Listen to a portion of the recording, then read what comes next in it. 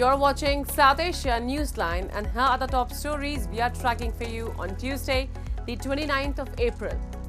India slams Pakistan, calls it a rogue state fueling global terrorism.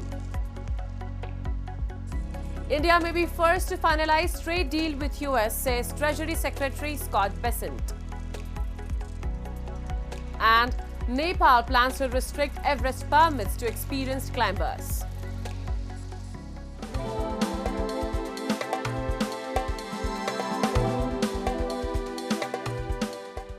And now for all the details.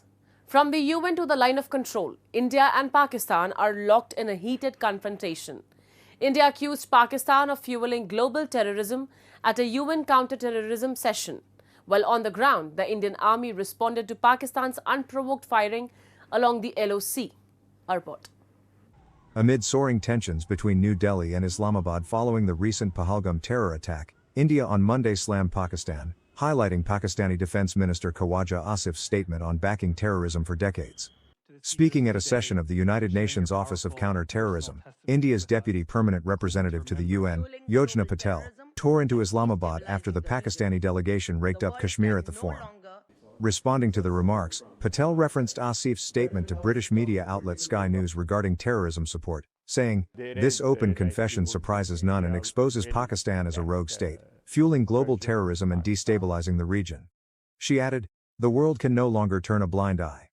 Patel further accused Islamabad of misusing and undermining the global forum to indulge in propaganda and make baseless allegations against India.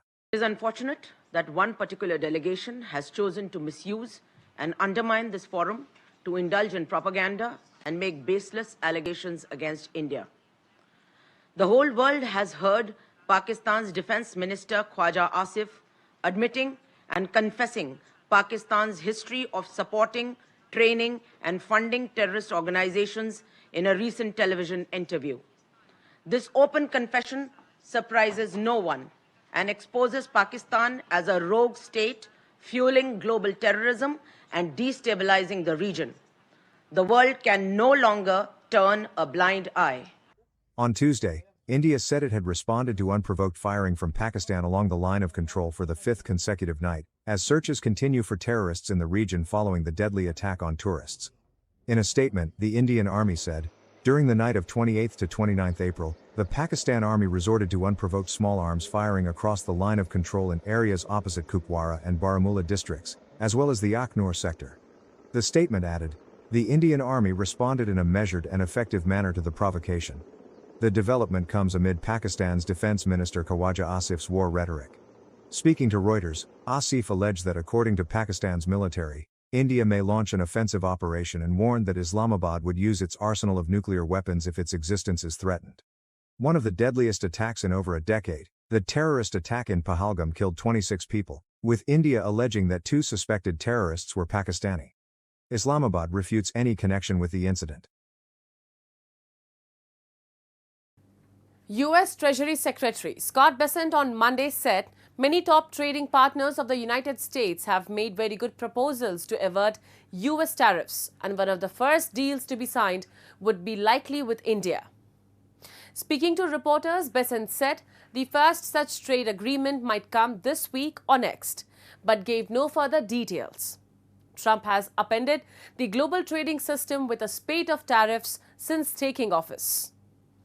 These include a blanket 10% tariff on most countries except Canada and Mexico, and new tariffs totaling 145% on goods from China, which has responded with its own countermeasures. Higher US tariffs on dozens of countries are due to take effect on July 8th unless deals are reached before a 90-day pause ends. India is also working a bilateral trade deal with Britain, with their top trading officials starting 2 days of talks aimed at concluding more than 3 years of negotiations. Pakistan's solar power surge is lighting up homes for some, but for the middle class, it's a dark reality of soaring electricity costs and crippling inflation. As wealthier citizens embrace solar energy to escape an unreliable grid, millions are left struggling to keep the lights on. We have a report. In Karachi's scorching heat, industrial engineer Fahim Ali cleans his rooftop solar panels, a $3,559 investment that shields him from Pakistan's skyrocketing electricity tariffs and frequent power cuts. Triggered by an IMF bailout deal, power prices have surged over 25%, pushing solar to 14% of Pakistan's energy supply last year, nearly double China's share, per UK think tank Ember. But for the urban middle class, the solar revolution is out of reach. Soaring bills and inflation force families to slash electricity use, while power companies, losing wealthy solar users, hike tariffs further to cover fixed costs, deepening the economic burden on grid-dependent households. I went for off-grid system for quite a few reasons. One of them was load sharing. If I go for on-grid system and there is a load sharing power outage issue, I will not be able to enjoy the benefit of the sunlight and the system. Miles from Ali's solar-powered home, 65-year-old Mohammed Sadiq squeezes his family of 7 into a 2-room apartment, unable to afford solar panels or find rooftop space. His 36 to 54 monthly electricity bill, nearly his entire pension, forces drastic cuts. No air conditioning, ironing only for special occasions. Only 1% of consumers used over 400 units of power in 2024, down from 10% pre-pandemic per Renewables First. Most solar setups don't feed the grid due to $1,400 to $1,800 inverter costs, leaving apartment dwellers like Sadiq shut out of the so-called revolution. हम लोग जो मार खा रहे हैं बस बिजली से मार खा रहे हैं। इसके बिल ने हम लोगों को तबाह कर दिया है, हमारी लाइफ ख़त्म कर दी है इसने। जो आ रहा है बस आधा पैसा इधर ही जा रहा है हमारा बिजली के बिलों में। बस ये परेशानी है हम लोगों की। एक महंगाई इतनी है, रोटी खाएं या बिजली का बिल अदा करें हम लोग, क्या करें हम लोग? आमदनी इतनी है ही नहीं हमारी। मेरी पेंशन 10,000 रुपये। While businesses and affluent families are saving millions, Pakistan's middle class drowns under a $9 trillion energy sector debt and 6.3% tariff surcharges per Arzakal. Energy Minister Awais Lagari admits net metering strains non-solar users, but with inverter costs, up to $1,800, unaffordable for most, the solar boom fuels inequality. As grid prices soar and inflation cripples families, Pakistan faces a critical choice: adapt policies to share solar's benefits or risk leaving millions in the dark, struggling to survive. A United Nations Women's Division report reveals that over 70% of Afghan women face significant barriers to accessing humanitarian aid, driven by a shortage of female staff and Taliban restrictions on women's mobility, according to Khama Press.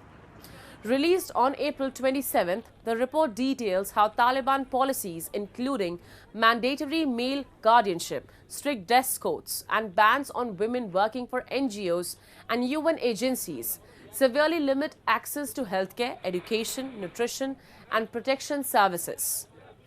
Only 43% of school-aged girls receive education, with virtually no girls aged 13 to 17 attending school, perpetuating a cycle of poverty. Economic pressures have intensified, forcing women-led households to skip meals, withdraw children from school, and arrange early child marriages. The scarcity of female health workers has worsened maternal health outcomes, increasing risks of gender-based violence and early marriage. Women-led organizations advocate for change, but struggle with funding shortages. The report calls for recruiting more female staff in humanitarian agencies and funding women-led groups to bridge the gap.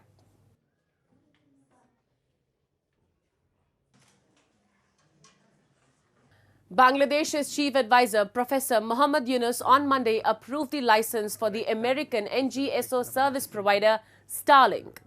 The Bangladesh Telecommunication Regulatory Commission last month issued licensing guidelines titled Non-Geostationary Orbit Satellite Services Operator in Bangladesh, according to the chief advisor's press wing. In accordance with these guidelines, Starlink Services Bangladesh submitted an application to the BTRC, including the applicable fees and necessary documents to obtain the NGSO Satellite Services Operator license. A policy decision to issue the license was made during the BTRC's 294th Commission meeting held on 21st of this month. Starlink marks a new addition to Bangladesh's internet landscape, making it the second South Asian country after Sri Lanka to welcome the global satellite internet provider. Sri Lankan former President Ranil Wickremesinghe has cautioned that the United States could respond negatively if Sri Lanka dismisses the FBI's finding on the 2019 Easter Sunday attacks. Speaking during an interview, Wickremesinghe said that the FBI investigation concluded that Zaharan Hashim was the mastermind behind the attacks. He claimed that if Sri Lanka attempts to promote a different narrative, it could anger US President Donald Trump, who might react by imposing higher taxes or even taking diplomatic action similar to how he treated Ukraine's leadership during his tenure. Wickremesinghe also recalled that it was President Trump who shortly after the Easter attacks personally spoke to him and deployed the FBI to assist with the investigations. 9 suicide bombers belonging to local Islamist extremist group linked to ISIS carried out a series of devastating blasts that tore through 3 Catholic churches and as many luxury hotels, killing nearly 270 people, including 11 Indians, and injuring over 500.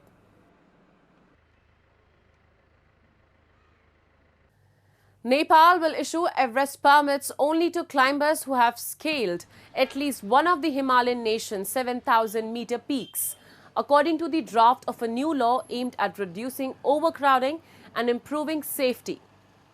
Under the proposed law, an Everest permit will be issued only after a climber provides evidence of having climbed at least one 7,000-meter peak in Nepal. The law further states that the head of the local staff and mountain guide accompanying climbers must be Nepali citizens. International expedition operators, however, have urged Nepal to allow any 7,000-meter peak, not just those in the Himalayan nation, for the Everest permit.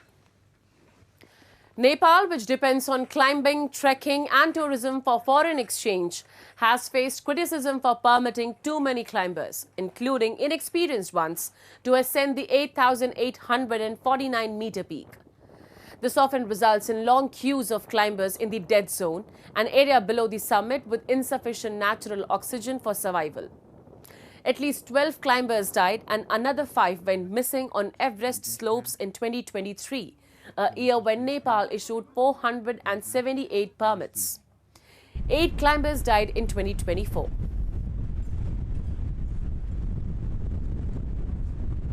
That's all in tonight's edition. We will see you same time tomorrow. Good night.